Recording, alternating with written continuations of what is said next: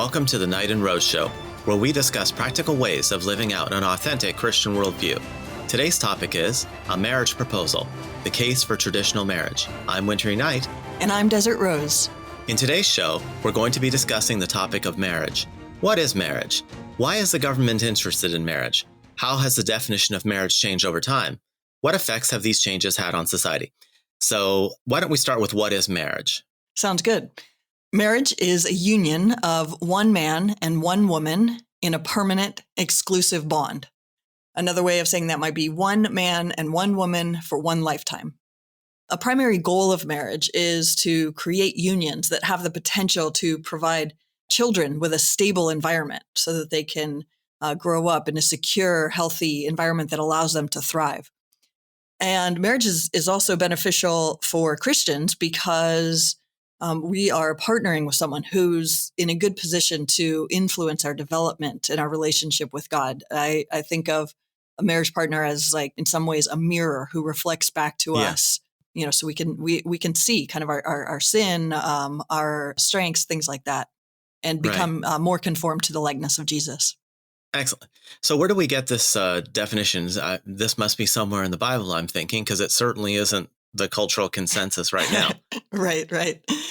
The definition comes from, first of all, reflecting on the natural law, the design of the universe, which reveals best practices for relationship stability and the flourishing of children.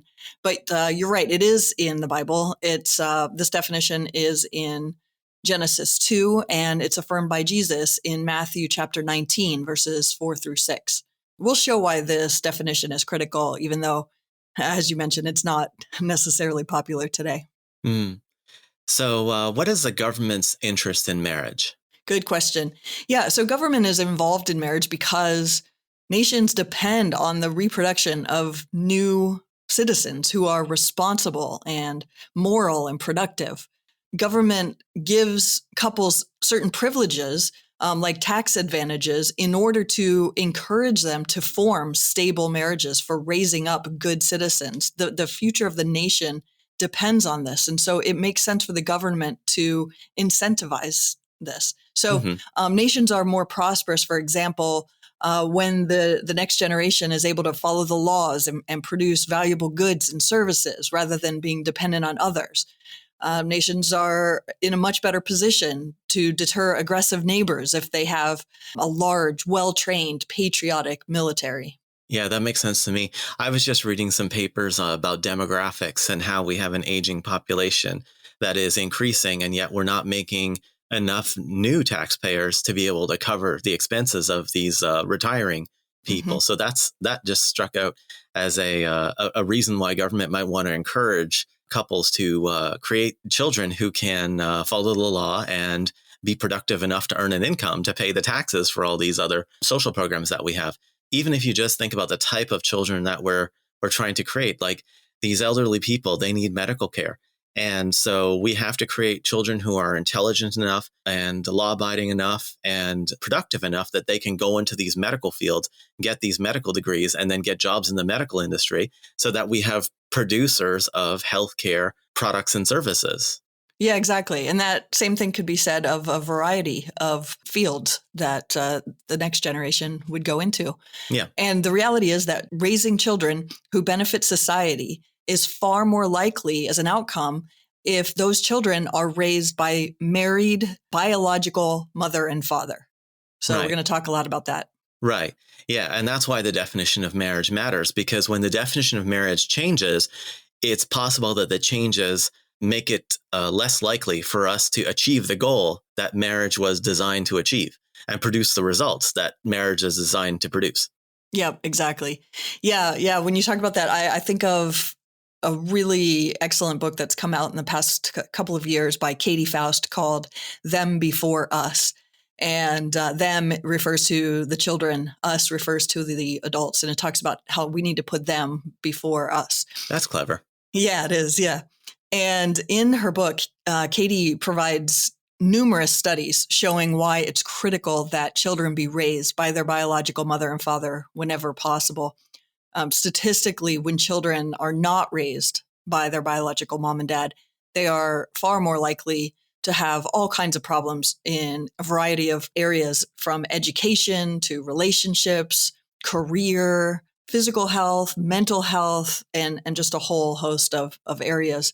We tend to think that marriage and even having children is about our happiness as adults.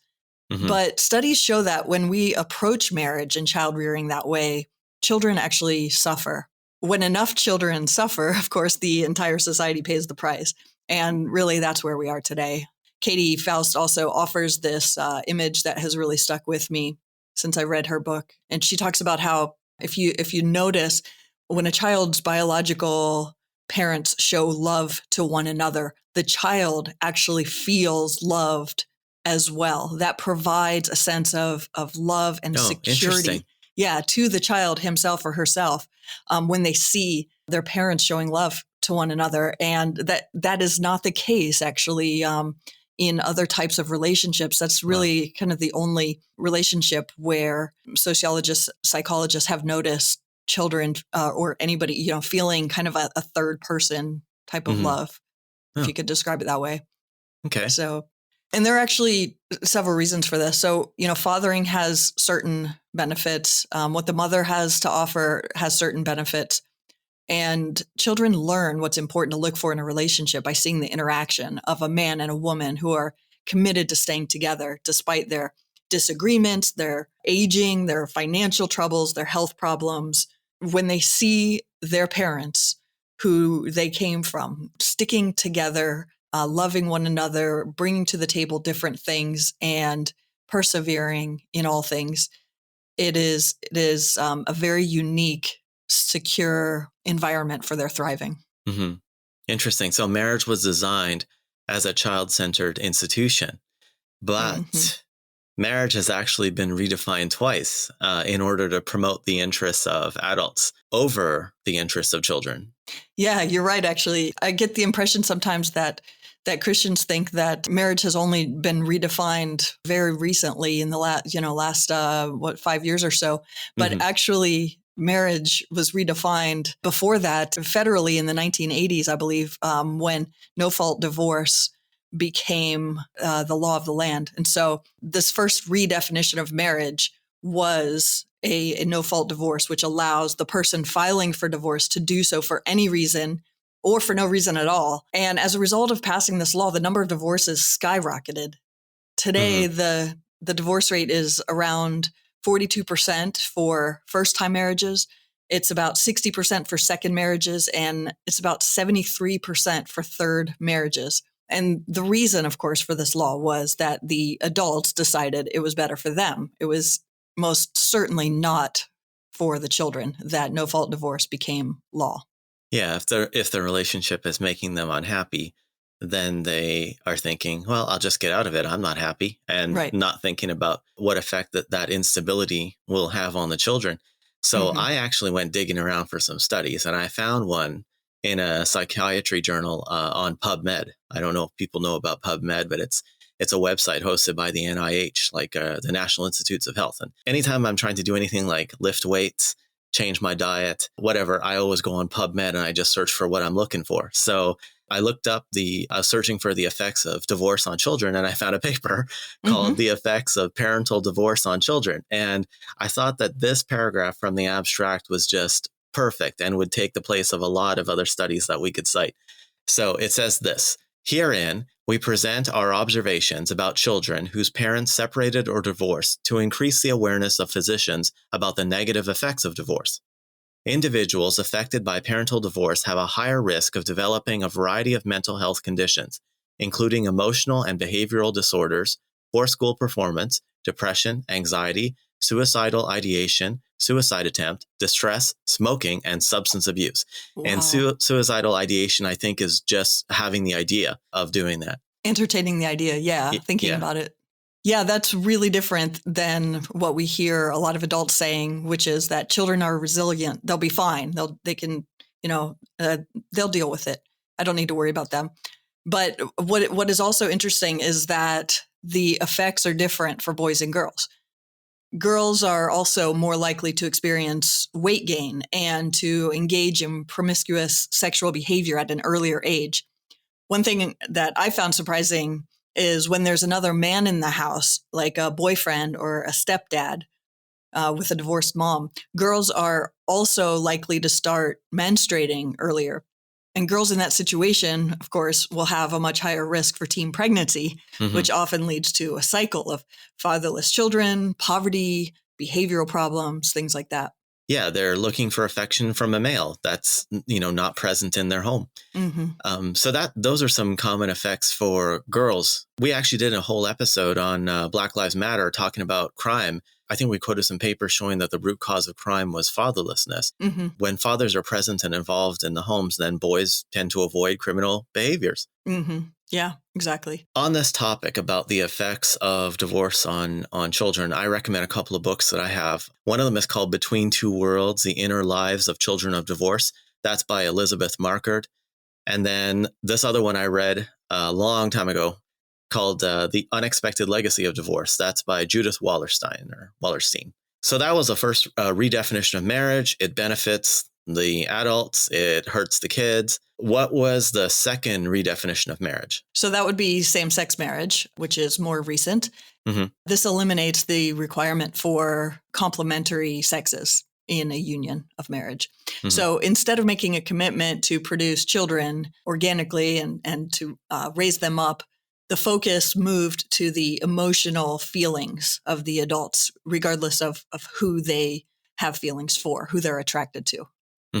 Okay, so that's just more of the same, right? It's just like no-fault divorce again. It's let's do what's best for the adults, and we will ignore the needs of the kids or the effects on the kids.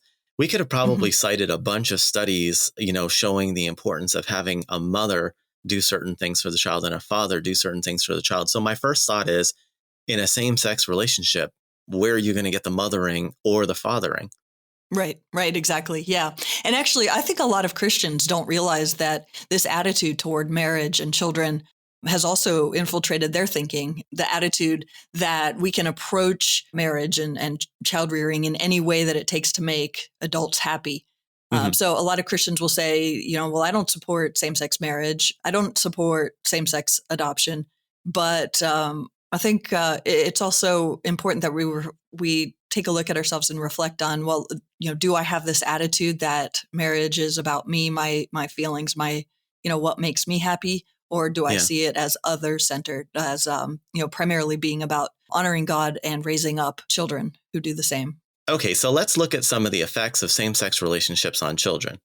So I found a article about a study that was published back in 2015. The article is called Emotional Problems Among Children with Same-Sex Parents, Difference by Definition. Okay. This is what the article said. It's talking about research. It says this: a new study published in the February 2015 issue of the British Journal of Education, Society and Behavioral Science appears to be the largest yet on the matter of same-sex households and children's emotional outcomes.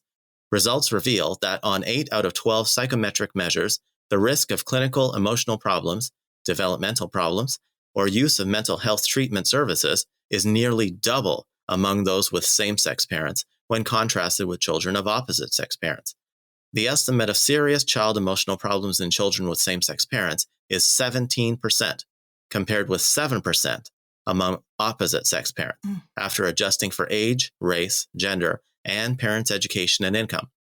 Rates of ADHD were higher as well, 15.5% compared to 7.1%. The same is true for learning disabilities, 14.1% versus 8%. Wow. That's significant. Yeah, big differences, and that was a large sample size. So there's another article that I'm going to quote from about another piece of peer-reviewed research, and this is what it says. A study published in the journal Review of the Economics of the Household, analyzing data from a very large population-based sample, reveals that the children of gay and lesbian couples are only about 65% as likely to have graduated from high school as the children of married opposite-sex couples. And gender matters too. Girls are more apt to struggle than boys, with daughters of gay parents displaying dramatically low graduation rates. Wow. So much of the research on same-sex parenting is actually biased in favor of same-sex relationships. But when you look at those studies, what you find is they use very small sample sizes, that the people who are responding are self-selected rather than being random samples or representative samples or population-based samples. And they also don't use control groups for comparison. So if you ever taken a course about how to do studies, these are the kinds of things that make for a bad study. Yep, exactly. Yeah. And actually in the pro same-sex studies that I've seen, parents are often answering for their children. So of course, if you ask, a parent who's married to someone of their same gender, if you ask them, how are your kids adjusting? How are they doing? Of course, they're going to say, oh, my child doesn't have any problems at all.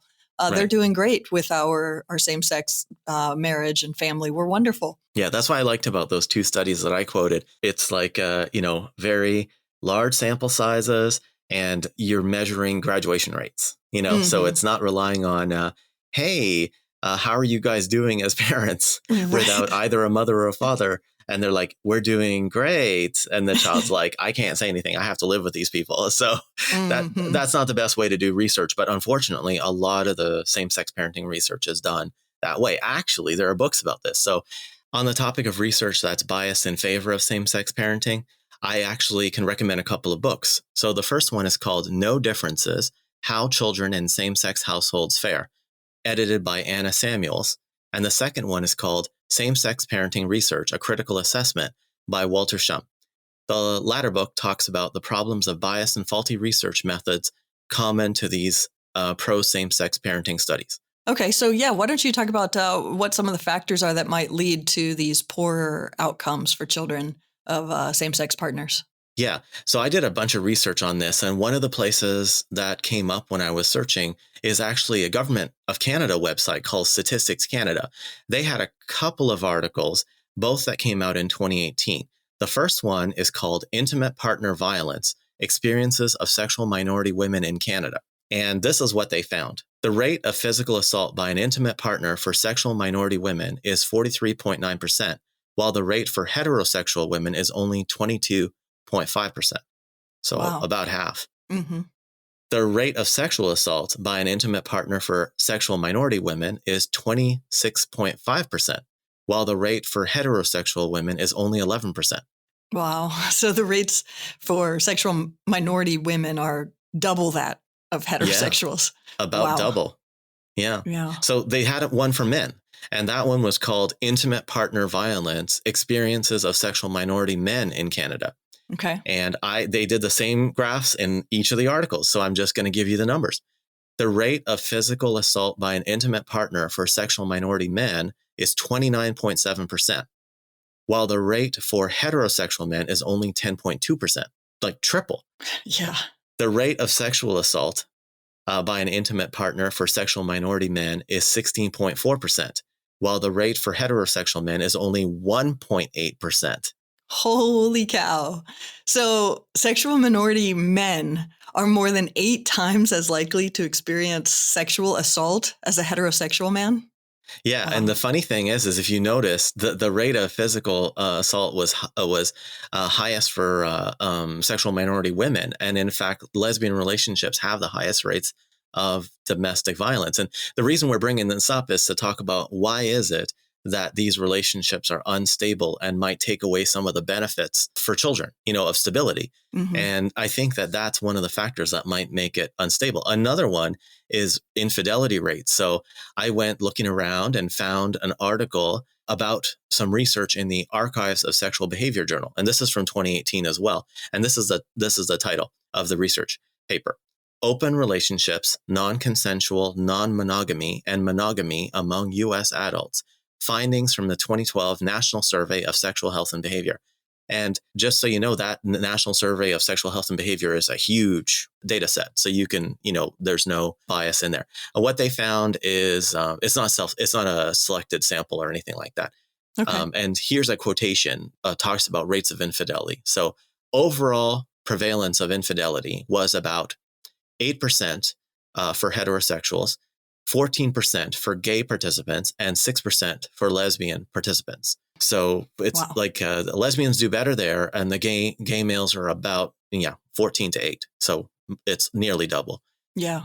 Overall prevalence of open relationships, that's relationships where people just do whatever they want, there's no exclusivity, is 2% for heterosexuals, 32% for gay males, and 5% for lesbians. Again, the lesbians do not too bad there, but the gay males cheating is very prevalent. Yeah. It sounds like when you take away the female influence from two men, they engage in shocking levels of infidelity. Wow. Yeah. I think men, just think about stereotypes about men just for a minute. Men typically feel this sexual desire for women just outside of any relationship context. That, they see a woman who's very attractive and they think things about them. Right. So in male-female relationships, what happens is the woman has a female nature. She exhibits femininity, and that causes men to kind of cool it about these sexual desires for other women. And they kind of focus on male roles like protecting, providing, and moral and spiritual leading, especially when children arrive. The men are like, wow, this is my little group of tiny people, and I'm going to take over, leading and caring for them and teaching them. They get disinterested in relationships with women they don't know.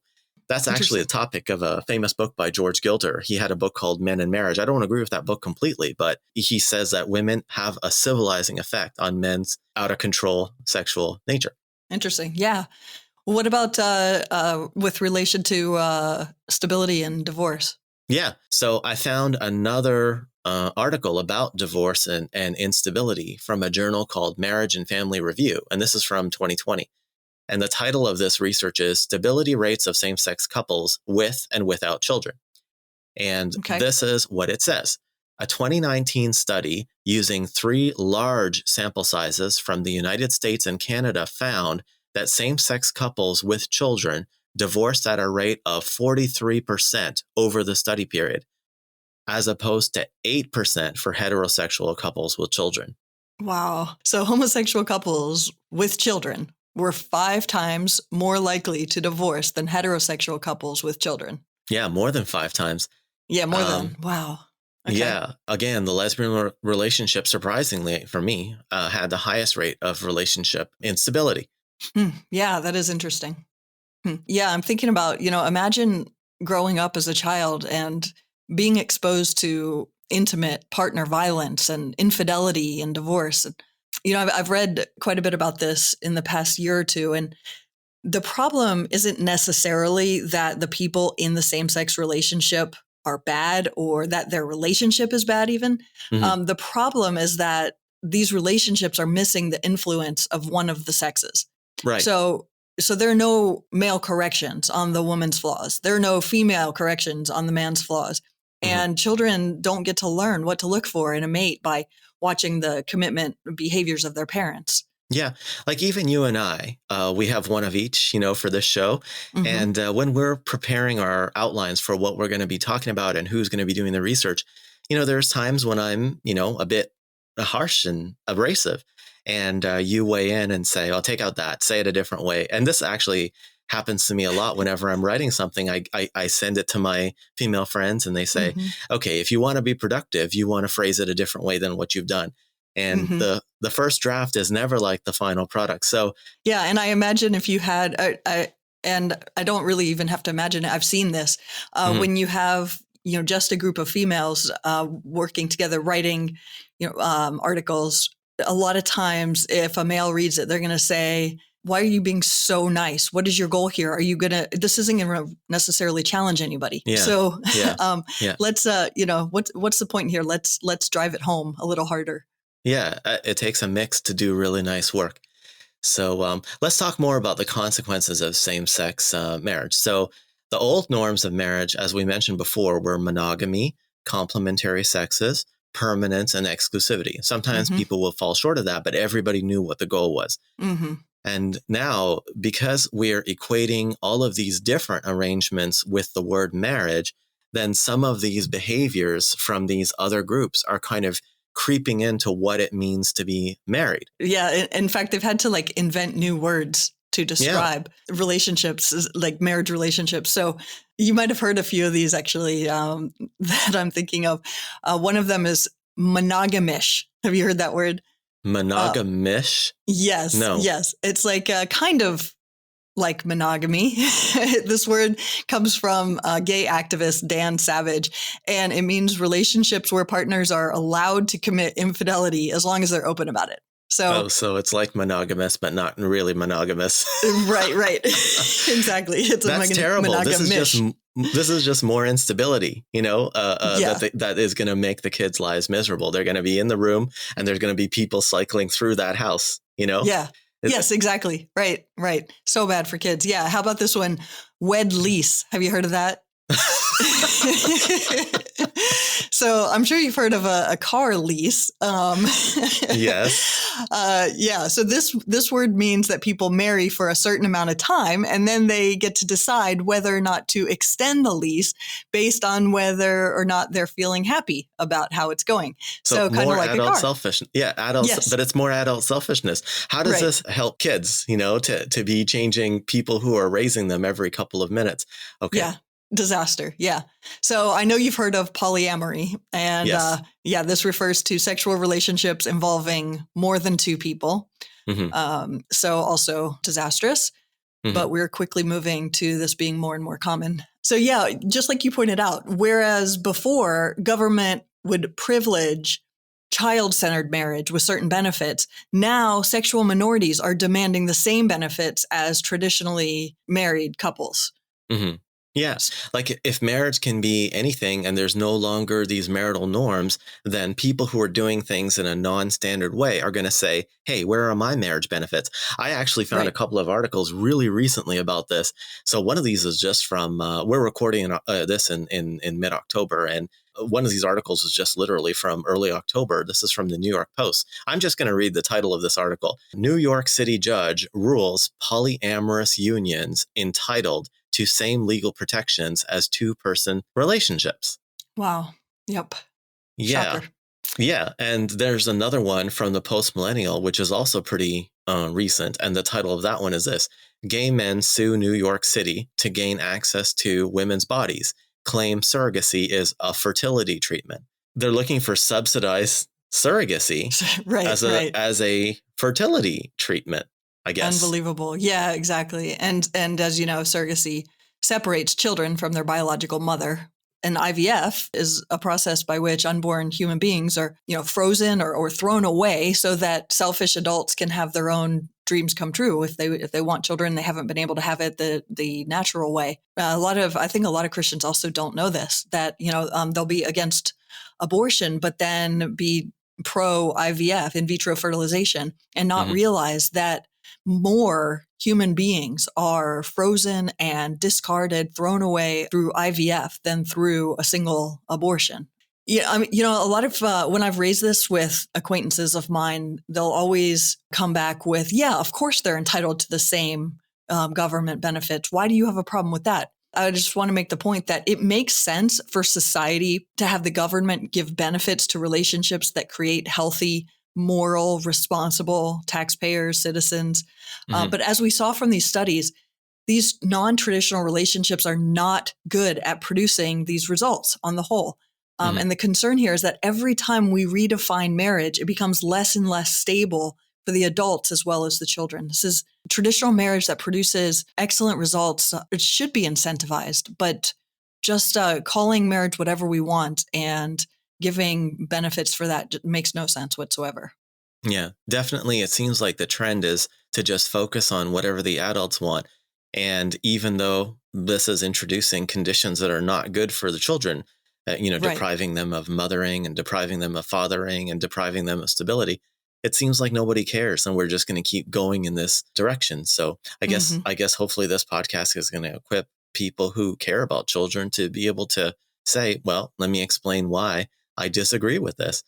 So we have one more consequence of the second redefinition of marriage to talk about, and that's just religious liberty. I'm sure everybody's heard about this. One of the kind of the scary things about this second redefinition of marriage is that Christians who are committed to traditional marriage, natural marriage, they can be dragged, into court for refusing to participate in these same-sex ceremonies. So somebody who's a florist or a baker or a wedding photographer, they can get into trouble for saying, I don't want to participate in a marriage ceremony that disagrees with my religion and my worldview.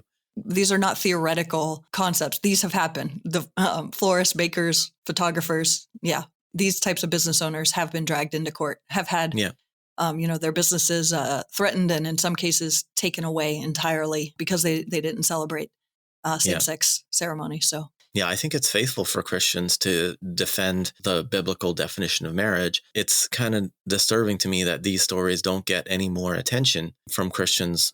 And instead, we seem to be very committed to, love everybody and affirm so everybody, affirm their sin.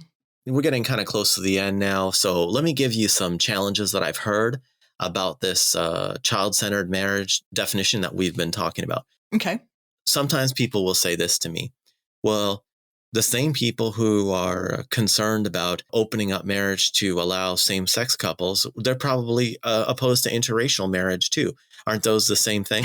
Yeah, I've heard this objection too. And look, the reality is, from what we've seen in the studies, the important thing for children is that they get mother nurturing, they get father nurturing, and they have a stable, permanent environment. Skin color does not affect any of that.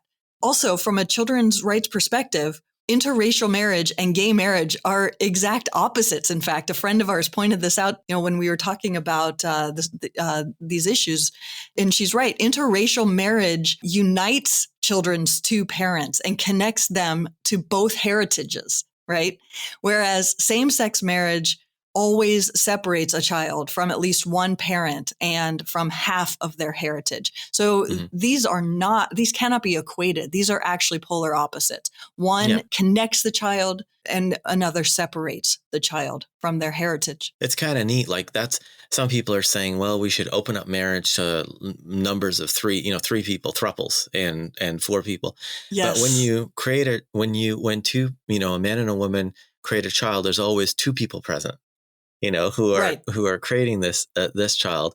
And then when the child arrives, both of those people have an interest in raising this sort of mini version of themselves that they've created together. And so there's kind of a commitment there. And that commitment is present in an interracial marriage. Both of those people created that. They worked together to create that child. So you're not going to have these kinds of problems of saying, the child saying, where are my biological mother and father? Where did I come from? And they're going to be present to say, we're right here. We look a bit different, but we're right here, Yeah. Let me give you another challenge here. Have you heard this one? Why doesn't the government just stay out of the marriage business? And that's actually a really popular view, even among some kind of libertarian leaning, conservatives. As you know, no-fault divorce was actually sold to the public as the government getting out of the marriage business. But after it became law, like we pointed out earlier, the divorce rate skyrocketed. And actually then government became more and more involved in all sorts of aspects of people's lives when they were divorced. So for divorced people, the government is involved in who gets what wealth transfers take place, who gets custody of the children, who gets visitation rights and when and how often, who counts as a parent. The government is involved in all kinds of issues that they were not regularly involved in before we had no-fault divorce. So now government has to be involved in marriage in order to advocate for the rights of children. Because children are not represented in the contract between the adults. In addition, there are studies that show that taxpayers have to pay huge amounts of money to deal with the fallout of broken families. We were looking at a study recently that said it costs about $112 billion per year of taxpayer money to deal with a B? With a B as in Bravo, yes. $112 billion per year in taxpayer funds because of things like single mother welfare, the need for more law enforcement resulting from the crimes committed by fatherless boys, and funding of prisons and things like that. Right. So it's extremely expensive and involves lots of government to have no-fault divorce as the law of the land. Yeah, I remember seeing that study. I think the lead researcher was a guy named Ben Scafidi. He's an economics professor at Georgia College and State University, if people want to check that out. So one more question. I like these challenges because this is what makes it comfortable for people to talk about these issues. What would you say to people who say that who are sexual minorities, and they're saying, well, we would like to own property together. We would like to have a hospital visitation ability. We would like to file joint tax returns. Would you say no to that, or how would you respond to that? Well, two thoughts. First of all, keep in mind that these benefits are there to give an incentive to men and women to form stable marriages and to produce children who are moral, responsible, productive members of society. And then also I would say, we can extend some of these benefits to sexual minority couples without calling it marriage, but it's not marriage. We can't call it marriage.